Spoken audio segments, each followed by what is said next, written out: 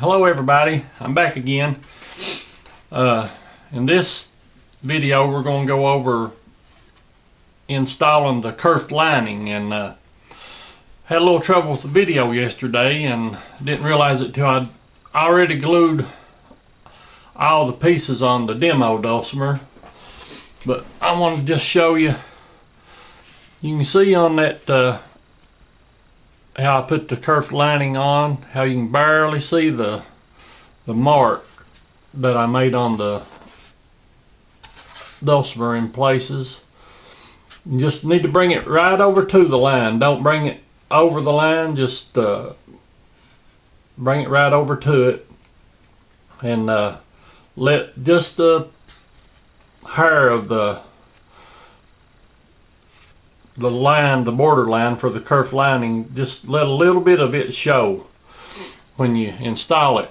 That way it'll give you enough for your sides to go on and have a little bit of overhang for fiddle sides. So just bring it right over to the line. And so far I've got the kerf lining on the back and the soundboard on this demo dulcimer. And I've got my sound hose cleaned up. Make sure you clean those up. You can clean them up afterwards, but it's better to clean them up beforehand, before you get it all together. And I wanted to show you just this little hole. These holes that's here, it's basically just extra sound hose in the soundboard. In case you're wondering why you have an extra one, it's just because I put an extra one in it.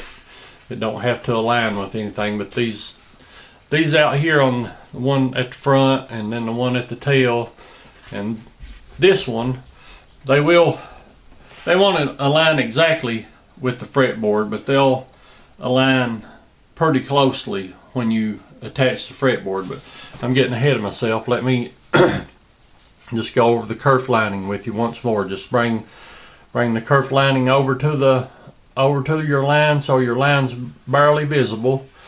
And let me rotate the camera down, see if you can see that okay. Oops.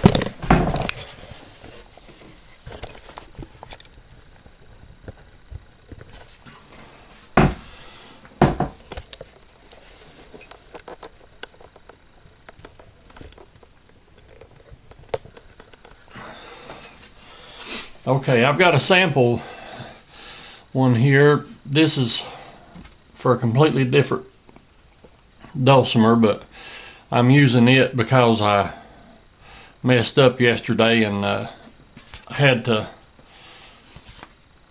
delete that video. But you can see my line on it. And so when you get your kerfing, it may or may not reach all the way to the end of the dulcimer, and if you break a little piece, that's fine. Just wherever you broke it at, just start out from there. So first thing I'll do,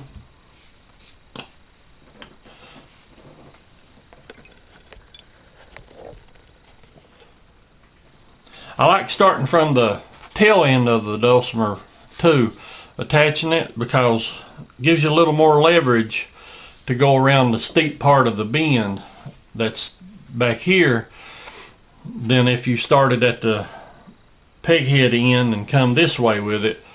You don't have as much leverage to bend it around the steep part of the curve. So first I start at the tail with my glue and just run a small bead of glue all the way to the end. I don't smooth it out or anything. I just leave it as is.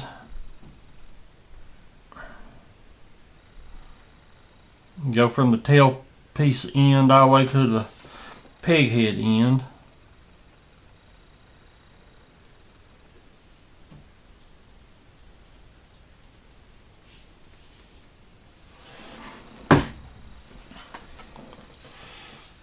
You can see there about how much of a bead I put. like I say, you got your little, it's not written on this one, but I wrote it on the other ones. You got your little stop line here. You don't want to go past that when you're applying your glue or your kerfing. There's a stop line on that end.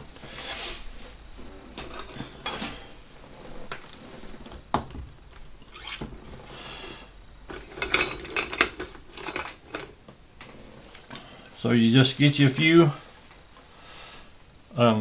clothespins, have them ready.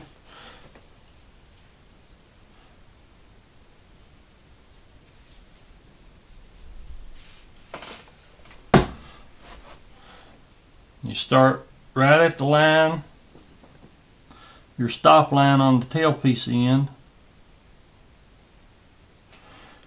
Get it positioned right and just attach a clothespin. It's pretty simple.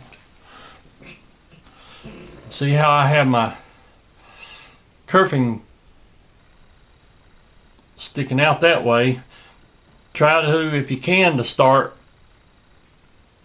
the way I am. That way, as you pull your kerfing back, it's spreading the glue toward the inside. If you start it on the back side and push it forward, you're going to be pushing glue over into the track where your sides need to be, and it's going to cause you some extra cleanup when you're done. You still may get a little bit on it like this, but it won't be near as bad.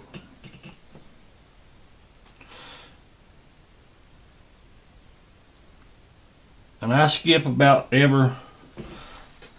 something like every 2 notches on the kerfing.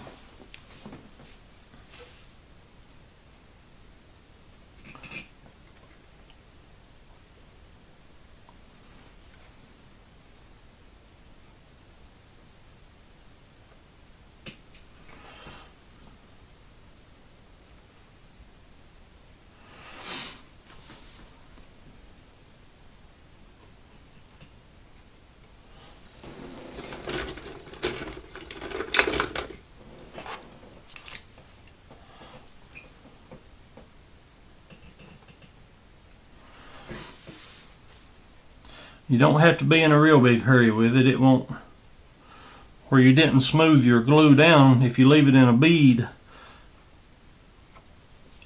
the way I did down through there, it'll still stay wet enough for you.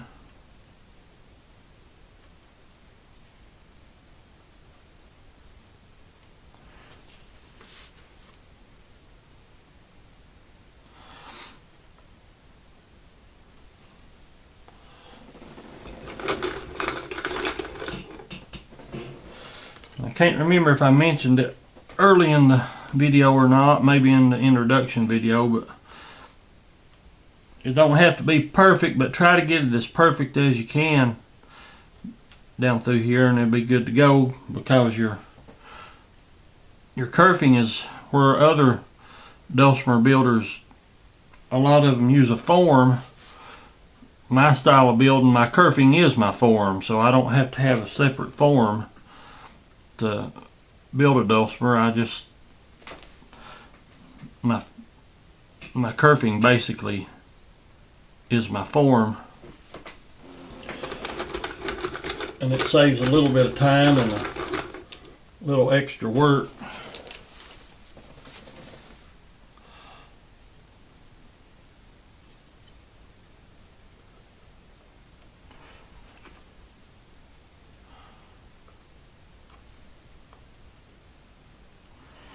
If you ever, after you build the kit, if you want to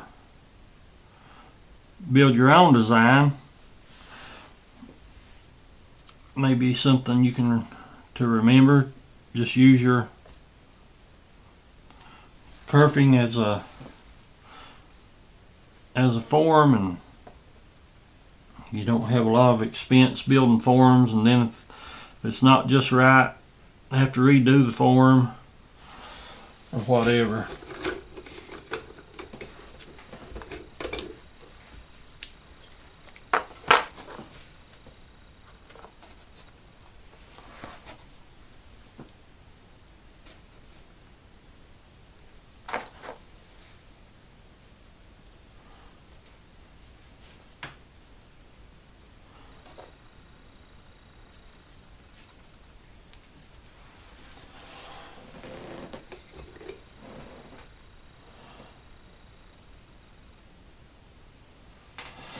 And there it is. Like I say, if you don't want to use the whole piece of the kerfing from one end to the other, if you don't want to tackle that, just maybe break your piece off, you know, halfway or something, and just snap it in two. It breaks fairly easily. You need just break it and do it halfway or whatever you're comfortable with doing. Attach it and then do the rest of it. When I can, I'll use a whole piece from one end to the other, but it's not absolutely necessary. But you can do that if you want. Just use it a couple pieces, even 3 pieces if you want. But I will warn you, sometimes it's difficult to get it to bend around the wide part of the bout back here. That's your biggest curve. I tried to make the curve on the kit dulcimer. This is not the kit, this is a shote, but on the kit dulcimer I tried to make that bend as gentle as possible going around through there for you. But that's all there are to it for attaching the kerfing. I suggest that with the kerfing, try not to skip this step. If you do, you can still attach the kerfing. If you do accidentally skip the step, or if you for some reason just decide to, you can skip it, but you definitely don't want to wait until you've got the peg head and the tail piece attached. It's going to be a lot more difficult to attach it, but you can wait until you attach the fretboard. But what happens is, if you wait until you attach the fretboard, where the fretboard's on there, it gives you less room for your clothespins to see how the clothespin, your last few clothespins will hit. So if at all possible, try to go ahead as I've got them numbered on the worksheet. Go ahead and do step before you attach the fretboard or go any farther. And next up we'll be installing the staple frets in the fretboard. And I'll talk to you in a little while.